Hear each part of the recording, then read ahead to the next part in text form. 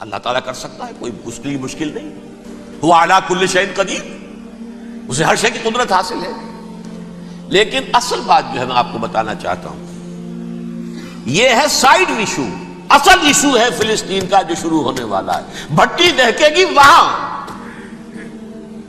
ظاہر بات ہے کہ اگر کوئی بہت بڑا اقدام ہو جاتا ہے فلسطینیوں کے خلاف، اور اگر واقعتاً مسجد اقصیٰ اور قبۃ الصخرہ گرا دیے جاتے ہیں، جو طوفان اٹھے گا عالم عرب میں، یہ حسنی مبارک ہو یا شاہ خالد ہو یا کوئی اور ہو، یہ نہیں روک سکتے اس طوفان کو. نوجوان خون اٹھے گا، غیرت اور جو بھی حمیت ہے. مسلمان ان پڑھ سے ان پڑھ اور بالکل بے دین، وہ بھی مسجد کی حرمت پر کٹ مرنے کو تیار ہو جاتا ہے. مسجد تو بنا دی شب بھر میں ایمان کی حرارت والوں نے، من اپنا پرانا پاپی ہے، برسوں میں نماز ہی بننا سکا. وہ چاہے کانپور کی مسجد سے مسلمانوں نے جانے دی ہیں، چاہے وہ شہید گنج کی مسجد کی مسلمانوں نے جانے دی ہیں، چاہے نماز نہ پڑھتے ہو. لیکن یہ جو حرمت اور یہ جو حمیت، یہ غیرت ہے، اس سے جو طوفان اٹھے گا یہ ہوگا اس ملحمۃ العظمی، اس کی طرف پیش رفت ہو رہی. کتاب الملاحم سے احادیث کے حوالے سے کہ جن جنگوں کا حوالہ دیا حضور نے، پیشن گوئی کی ہے، اس کا نقطہ آغاز تھا خلیج کی جنگ. صدام حسین نے اسے کہا تھا یہ مدر آف وارز ہے، ام المحارب، یہ ایک جنگ نہیں ہے. اس کا نقشہ بھی حدیث میں موجود ہے، پیشن گوئی موجود تھی، اس وقت بھی ہم نے شائع کی تھی. لیکن اس میں جو جنگ اب ہونے والی وہ الملحمۃ العظمی. ملحمہ کسے کہتے ہیں؟ لحم گوشت کو کہتے ہیں، اور قصائی کی دکان کو عربی میں ملحم کہتے ہیں، جہاں گوشت کے ٹکڑے کیے جاتے ہیں. آج کل بشیروں سے ہوتے ہیں، اب جو ہے وہ ہاتھ سے چھریوں سے نہیں ہوتے، لیکن ٹکڑے ہو رہے ہوتے ہیں، جسموں کے چیتھڑے اڑ رہے ہوتے ہیں. ملحمہ، یہی لفظ استعمال کیا تھا حضرت سعد ابن عبادہ نے رضی اللہ تعالی عنہ یوم فتح مکہ. ان کے دل میں تھا کہ اب ہم انتقام لیں گے ان عربوں سے، ان قریش سے. الیوم یوم الملحمہ، الیوم یوم الملحمہ، یہ کہتے ہوئے جا رہے تھے. ایک خاص کیفیت، آج ہے گوشت کے ٹکڑے اڑانے کا دن. حضور سے کہا کہ چلیں جا کر کے ساتھ تو یہ کہہ رہے ہیں الیوم یوم الملحمہ، الیوم یوم الملحمہ. حضور نے فرمایا نہیں، ان سے کہو جا کر الیوم یوم المرحمہ، الیوم یوم المرحمہ، آج رحمت کا دن ہے، آج تو میں ان سب کو معاف کروں گا. لا تثریب علیکم اليوم، میں تم سے وہی بات کہہ رہا ہوں جو میرے بھائی یوسف نے کہی تھی اپنے بھائیوں سے، اذهبوا فانتم الطلقاء، جاؤ تم سب کے سب آزاد. وہ ملحمہ ہے جس کو کہ حضور نے حضرت معاذ بن جبل رضی اللہ تعالیٰ عنہ سے روایت ہے، اس میں سے جو ابو داؤد میں روایت آئی ہے، اس میں الملحمۃ العظمی، عظمی مؤنث ہے اعظم کا. آپ کہتے ہیں جنگ عظیم اول، جنگ عظیم دوم. عظیم کا باپ ہو گیا اعظم، سب سے بڑا، اور اس کا مؤنث ہے سب سے بڑی، عظمی. الملحمۃ العظمی، سب سے بڑی لڑائی. میرے نزدیک یہ وار کے معنی میں نہیں ہے، بیٹل کے معنی میں. انگریزی میں یہ دو لفظ علیحدہ ہے، وار، بیٹل. وار سالوں کو محیط ہوتی ہے، بیٹل کسی ایک خاص جگہ پر جو لڑائی ہوتی ہے اس کو کہتے ہیں. حضور کے اور قریش کے درمیان 6 سالہ وار تھی، جنگ تھی. لیکن battles, battle of Uhud, battle of Badr, یہ بیٹلز تھی، لڑائیاں تھیں. تو عظیم ترین جنگ شاید اس اعتبار سے نہ ہو جیسے کہ ورلڈ وار 1 اور ورلڈ وار 2، یعنی اس کی وسعت کا اتنا معاملہ نہیں اور طوالت کا نہیں. لیکن جو لڑائی جو ہے بیٹل ہونی ہے، جس کو کہ یہ لوگ، یا چونکہ میں نے کہا تھا شروع میں کہ سرما ہے میری آنکھ کا خاک حجاز و ہول قدس. نیو ٹیسٹمنٹ کی آخری کتاب ہے the book of Revelation, Revelation of Saint John. اس میں آرمگڈون کہا گیا ہے اسے. ہر مجدون، یہ عبرانی لفظ ہے. ہر کہتے ہیں اونچی جگہ کو، سطح مرتفع. مجدون میگیڈو، میگیڈو ایک وادی ہے، مرتفع، وادی مرتفع. یہ ہے واقع لبنان، اسرائیل اور شام کے درمیان جو ٹکڑا، جو ٹرائنگل بنتی ہے، یہ ہے. یہاں پر بڑی جنگ لڑی جائے گی، اور یہ جنگ صلیب ہوگی، جو کہا ہے بش نے، یہ جنگ صلیب. سیکنڈ ملینیم شروع ہوئی تھی تو پہلی صلیبی جنگ ہوئی تھی، تھرڈ ملینیم شروع ہوا ہے، یہ سیکنڈ صلیبی جنگ ہے، یہ کروسیڈ ہے. اور میں اس مرتبہ امریکہ گیا تھا تو پہلی مرتبہ مجھے وہاں ایک رسالہ ملا ٹرمپٹ نام کا. یہ امریکہ کے جو بہت ایکسٹریمسٹ قسم کے پروٹیسٹنٹس ہیں، یہ ان کا رسالہ ہے، اور ان کے بارے میں اب کہا جا رہا ہے وہ کرسچین زائنسٹ ہیں۔ آپ شاید پہلی مرتبہ یہ لفظ سن رہے ہو، زائنسٹ تو ہم سمجھتے ہیں یہودیوں کو، کرسچین زائنسٹ وہ ہیں جو ہیں تو عیسائی پروٹیسٹنٹس ہیں، لیکن اسرائیل کے وہ حمایتی یہودیوں سے بڑھ کر ہیں۔ یہ میری کسی پہلی تقریر میں شاید بہت سے حضرات کو یاد آ جائے، میں نے کہا تھا 4 سال پہلے ہمارا تنظیم اسلامی کا ایک کنونشن ہوا تھا ہوسٹن میں، امریکہ کا جنوبی علاقے کا شہر ہے۔ ایک سیشن اس میں ہم نے رکھا تھا انٹرفیتھ، ایک عیسائی کو بلایا تھا، ایک یہودی بہت بڑا وہاں کا عالم ہے اس کو بلایا تھا۔ اس یہودی عالم نے ڈاکٹر وشوگراڈ، جو وہاں کی یونیورسٹی میں پروفیسر ایمیریٹس ہے، اس نے کہا تھا کہ یہ اسرائیل کی تو سپورٹ کر رہے ہیں عیسائی، ہم تو نہیں کر رہے۔ جو پریکٹسنگ یہودی ہیں وہ زیادہ اسرائیل کے حق میں نہیں تھے، یہ تو سن 67 کے بعد انہوں نے اسرائیل کو تسلیم کیا ہے۔ وہ تو منتظر تھے کہ ہمارا مسیحا آئے گا تو اس کی قیادت میں جنگ کریں گے، جیسے شیعہ منتظر تھے کہ مہدی موعود آئیں گے تو پھر ہم کچھ کریں گے۔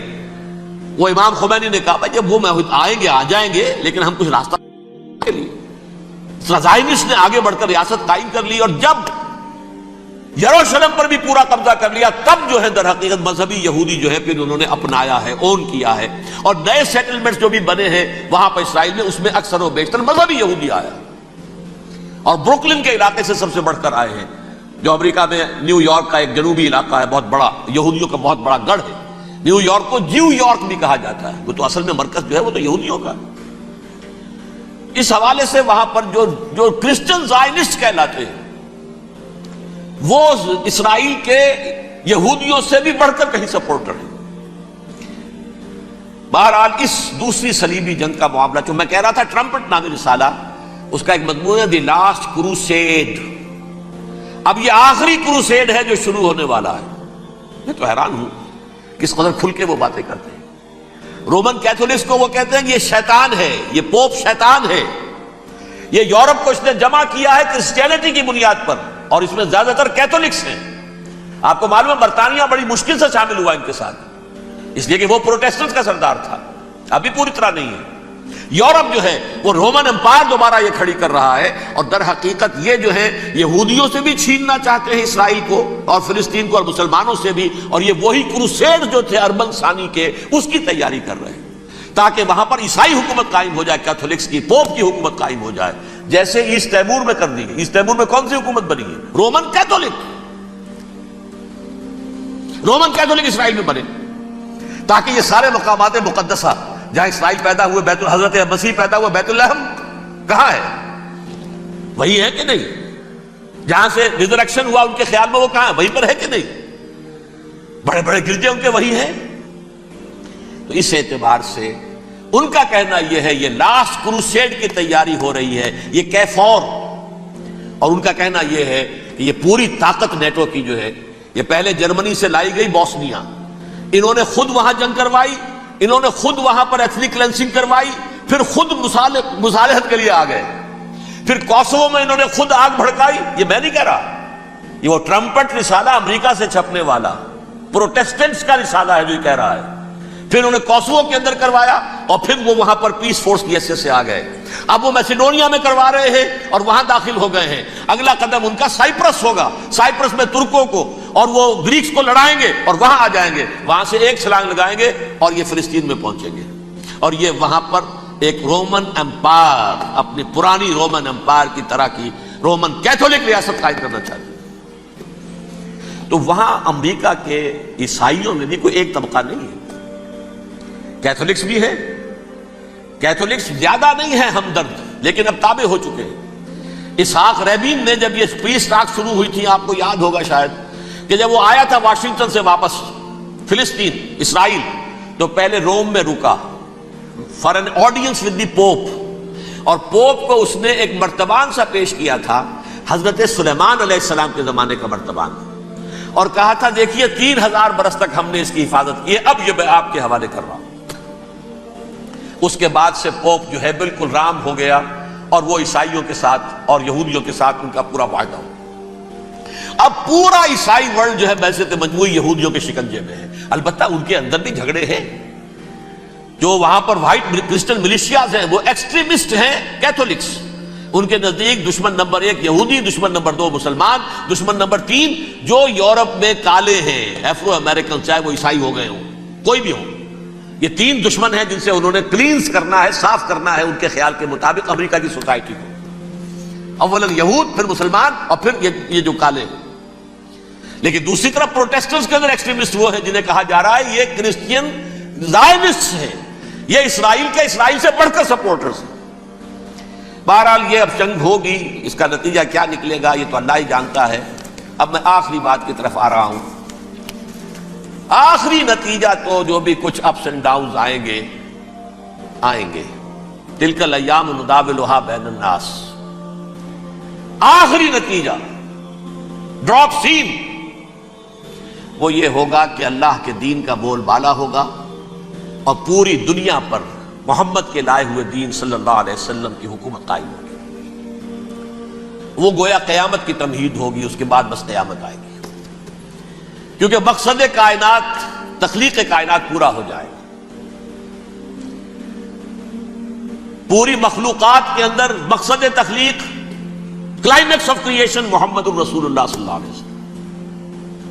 دین کی تکمیل محمد الرسول اللہ صلی اللہ علیہ وسلم. اور اس خلافت عرضی کے لیے جو حضرت آدم کو خلافت دی گئی تھی، جب اس میں وہ خلافت پوری دنیا پر قائم ہو جائے گی، اس کا مقصد پورا ہو جائے گا. And that will be the beginning of the end. اس کے بعد قیامت ہے. آخری نتیجہ تو یہ نکلنا ہے.